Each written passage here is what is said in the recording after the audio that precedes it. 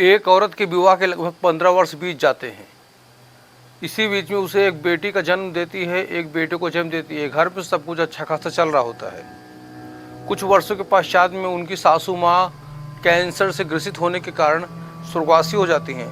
जैसे ही सासू माँ का स्वर्गवास होता है, उसके बाद में किसान की पत्नी, यानी जिसकी बात कर रहे हैं, दोनों पति पत्नी में आपस में छोटी छोटी बातों पर मतभेद होने लगते हैं, विवाद होने लगता है, झगड़ा होने लगता है और उन दोनों की आपस में पटरी नहीं खाती, यानी कि एक दूसरे की शक्ल तक देखना पसंद नहीं करते हैं। एक बेटा है, एक बेटी है। बेटा 7 साल का है और बेटी लगभग 8 साल के आसपास की है। सभी लोग एक ही घर में रह रहे हैं, आपस में कोई बोलचाल नहीं है। पत्नी क्या करती है, अपना अकेलापन दूर करने के लिए सोशल मीडिया में, इंस्टाग्राम में एक आईडी बना लेती है और वहाँ पर रील को सरकाने लगती है, रील के पन्ने पलटने लगती है अपना अकेलापन दूर करने के लिए। तभी उसके पास एक नेवी ऑफिसर की रिक्वेस्ट आ जाती है। अब भगवान जाने कौन है, तो रिक्वेस्ट आ जाती है, दोस्ती हो जाती है, मीठी मीठी बातें, रंगीन बातें, रोमांटिक बातें आपस में होने लगती हैं। और बातें कुछ इस कदर होती हैं कि वे मिलने का वादा करते हैं। नेवी ऑफिसर कहता है, जब भी मैं आऊँगा तुमसे ज़रूर मिलूँगा, जब भी मेरी छुट्टी होगी, लेकिन मेरी एक शर्त है। औरत बोलती, क्या शर्त है? वो कहता है, मेरी शर्त ये कि जब भी हम तुम मिलेंगे, पति पत्नी जैसे रिश्ते कायम करेंगे, आपस में संबंध बनाएंगे।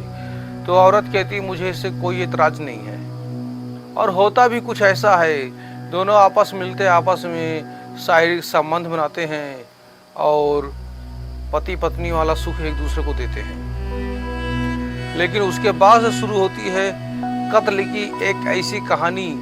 जब इसका राज खुलता है, लोगों को पता चलता है, तो लोग सोचते हैं क्या रिश्ते की कोई वैल्यू नहीं है आज के समय में? क्या सगी पत्नी अपने पति के साथ कुछ ऐसा कर सकती है?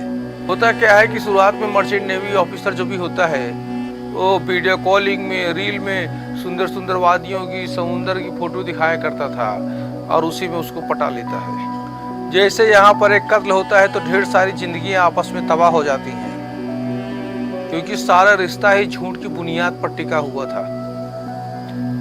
नमस्कार, जय श्री राम। हमें आपके होस्ट अरविंद सिंह पटेल।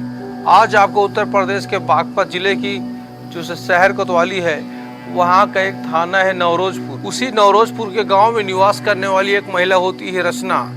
रचना रात के करीब 1 बजे अपने राजस्थान में झुंझुनू में अपने सगे देवर को फोन करती है और कहती है, इसका नाम नवीन है, पेशे शिक्षक है। उससे कहती है, नवीन तुम्हारे भैया को पता नहीं क्या हो गया, तबीयत खराब है, बहुत दिक्कत में है। 13 जून 2026 लगभग 3:30 बजे के आसपास का सुबह का समय होता है, जब नवीन के पास उसकी भाभी रचना उत्तर प्रदेश बागपत से झुंझुनू राजस्थान में फ़ोन करती है और बताती, भाई की आपकी तबीयत बहुत ज़्यादा ख़राब है, पता नहीं क्या हो रहा हो। नवीन कहता है, भाभी आप बिल्कुल न परेशान, मैं पड़ोसी से बात करता हूँ, नेकपाल से। पड़ोसी का नाम होता है नेकपाल। नेकपाल से बात करता है आपका नवीन कहता है, नेकपाल भाई आप मेरे घर चले जाओ, भाभी हैं और भैया की मेरी तबीयत ख़राब है, उनको लेके किसी अच्छे हॉस्पिटल चले जाओ और पैसा चाहे जितना खर्चा हो, पैसा पानी की तरह बहाना, पैसे की चिंता मत करना, बस उनका इलाज कराना अच्छे से। नवीन से बात करने के बाद में नेकपाल 2-3 पड़ोसियों को और इकट्ठा करता है और रचना के घर चला जाता है और सचिन को लेकर चला जाता है हॉस्पिटल इलाज कराने। और जब हॉस्पिटल पहुंचते हैं तो वहाँ पर पहले डॉक्टर इलाज करना शुरू करते हैं। बाद में डॉक्टर देखते हैं कि कोई भी हरकत नहीं हो रही, तो डॉक्टर सचिन को मृत घोषित कर देते हैं। मृत घोषित कर देते हैं। शव को लेकर लोग आ जाते हैं घर। धीमे धीमे रिश्तेदारों के इकट्ठा होना शुरू हो जाता है। रचना का रो रो के बुरा हाल था। अब आप सोचिए, जिसका पति खत्म हो गया है उसका क्या बीतती है। जवान सुंदर एक महिला और उसका पति भरी जवानी में चला गया। लोग पूछते हैं कैसे खत्म हुए, कल तक तो ये सचिन ठीक था।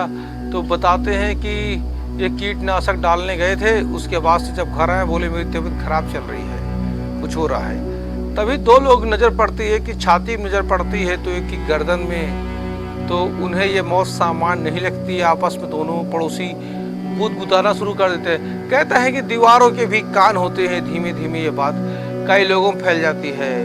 फिर ये होता है कि इसका पोस्टमार्टम करवाना चाहिए सचिन का। ये सामान्य मौत नहीं लगती है।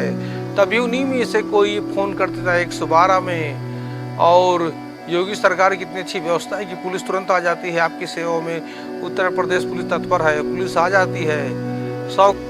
रचना ने जो बात पड़ोसी उससे कही थी वही बात पुलिस के सामने कहती है। लेकिन पुलिस जब सख्ती से पूछताछ करती है तो रचना सारे राज उगल देती है। क्योंकि पोस्टमार्टम जब करवाया जाता है, पोस्टमार्टम में डॉक्टर कहते हैं इसे गलत दवा के मारा गया है, कोई नॉर्मल मृत्यु नहीं है।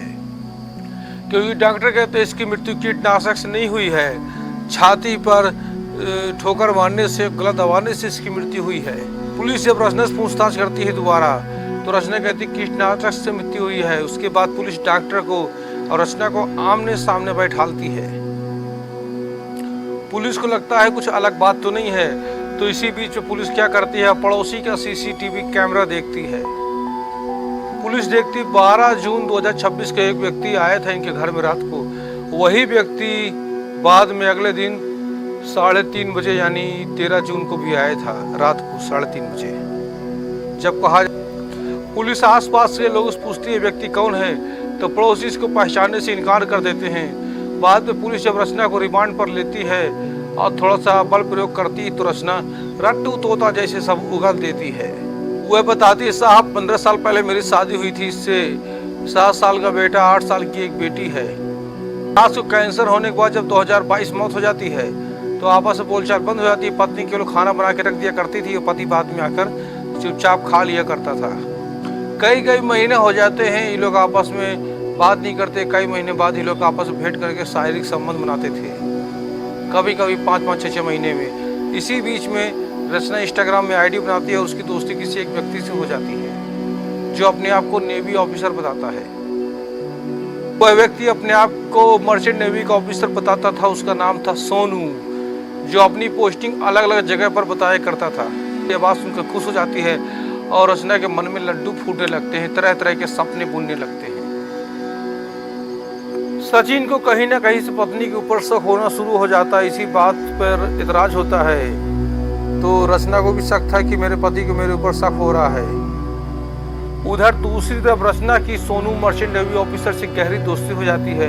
ये वीडियो कॉलिंग करते हैं और वीडियो कॉलिंग में अपने गुप्त अंगों का प्रदर्शन करते हैं एक दूसरे को, जैसा पति पत्नी किया करते हैं। पत्नी कहती है कहीं मेरे पति को पता न चल जाए। सोनू से कहती मर्चेंट नेवी ऑफिसर से, तो कहता परेशान मत हो, देर सवेर पता चलेगा तो उसके पहले ही एक काम करना है। मैं तुम्हें कुछ दवाइयाँ दे रही हूँ, दे रहा हूँ। इन दवाइयों को अपने पति के चाय में मिला देना। जब नींद में रहेगा, सो जाएगा, उसके बाद हम लोग आपस में भेंट करके संबंध बना लिया करेंगे, कोई नहीं जान पाएगा। 12 जून की बात आती है 7:30 बजे रात को। जब उसका पति खेत से आता है तो पत्नी क्या करती है, रचना अपने पति सचिन को खीर बना के खिलाती है। उसमें 5-6 गोलियां मिला देती है, जिसको खाकर जो सचिन होता है बड़े इत्मीनान से आराम से सो जाता है। 10:30 बजे के आसपास सोनू उस घर में आता है और रचना सोनू अपने कपड़े उतार के आपस में शारीरिक संबंध बनाते हैं। और 11 बजे ये लोग जाते हैं सचिन के कमरे में, जहाँ पर सचिन सोया होता है। पकड़ लेती है और सोनू सचिन का मुंह तकिए से दबा देता है। इसी बीच में सचिन की चीख निकल जाती है और पड़ोस वाले बगल वाले कमरे में बेटा सो रहा होता है। बेटा सुन लेता, सोचता है क्या बात है, मेरे पापा क्यों चिल्ला रहे हैं। जब देखता है तो हम मालूम होता है कि उसके पिताजी खत्म हो चुके हैं। दोनों लोग तकिया से हत्या कर रहे हैं पिता की। और जब पिता खत्म हो जाता है यानी सचिन खत्म हो जाता है तो ये रचना सोनू क्या करता, फिर से वही काम करते जो मौत को पहले किया था। यानी आपस में फिर से एक दूसरे के साथ ये लोग शारीरिक संबंध बनाना शुरू कर देते हैं। आते भी क्यों ना, क्योंकि अब तो कोई विरोध करने वाला बचा ही नहीं था। उनको स्तर में नहीं आ रही थी। अब बच्चे भी समझ नहीं पा रहे थे क्या हो रहा है कि मेरे बाप का कातिल मेरी माँ के साथ ठोकाई कर रहा है। पता नहीं वो नेवी ऑफिसर था कि नहीं था। असल में पड़ोस के गाँव रणछाड़ का रहने वाला था, जो एआई से ही नेवी ऑफिसर की यूनिफॉर्म बना के पहन लिया था। उसको तो काम ही था एआई से फोटो बनाना। उसका यही काम था महिलाओं को पटाना, फंसाना और उनके साथ में आपस में शारीरिक संबंध बनाना। क्या किया करता था, पैसे की ठगी भी कर लेता था।